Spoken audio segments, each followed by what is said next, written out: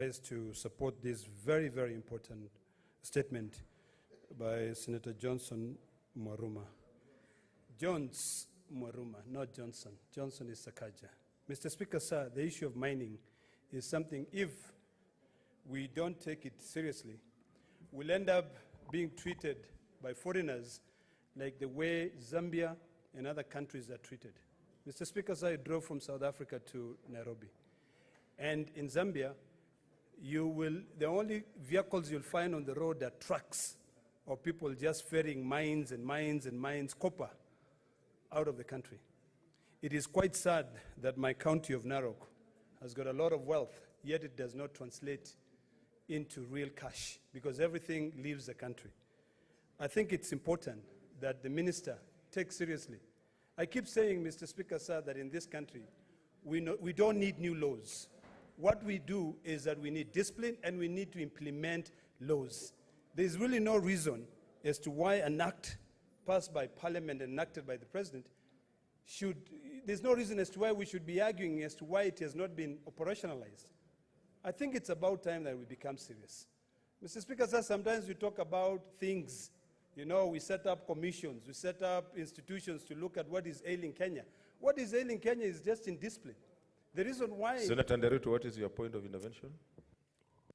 Mr. Speaker, I just wanted to know whether there are rules of the hairstyles that people should have, because the hairstyle, whether it's acceptable, Mr. Speaker.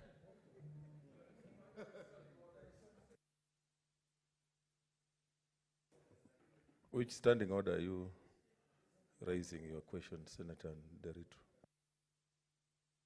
Mr. Speaker, I'm just seeking guidance.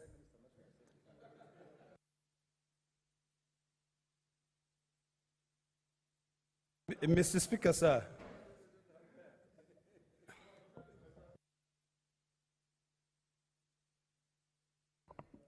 I think we don't have anything guiding whether you shave all the hair or leave it as long as you want. So I ask the Senator for Narok to continue. Mr. Speaker, sir, you know the problem is that some of our friends, anyway, let me let it pass. Because, Mr. Speaker, sir, I spend 40 minutes every morning with my barber, Omosh, to look this good. You know, every morning. You know, and Senator Sakaja, I think, Senator, you proceed with your point. I think you are worsening. But you know, Mr. Speaker, sir, but it's a nuisance. You are worsening the situation. No, Mr. Speaker, sir, it's a nuisance that I was trying to prosecute a very important matter. But my dear colleague decided to interrupt me. Maybe you should visit Omosh at Flair by Betty. He'll take good care of you. Mr. Speaker, sir, the issue of mining is something that can get us out of poverty in this country. And I hope that the committee, which I think it's my committee, will be able to take this matter seriously so that we can ensure that at least we instill some form of discipline in terms of these pieces of legislation. I see Senator Haji, who I congratulate for a very good job that he did, and he will be the first one to admit that it is not that we don't have legislations in this country. It is just lack of discipline. Institutions do not implement. So I think we will not even, although BBI brought us together, we will not even have had a need if most legislations would have been implemented. So, Mr. Speaker, sir, this is a matter that I hope, and I do pray, that the Cabinet Secretary will take seriously once he is asked to provide this information.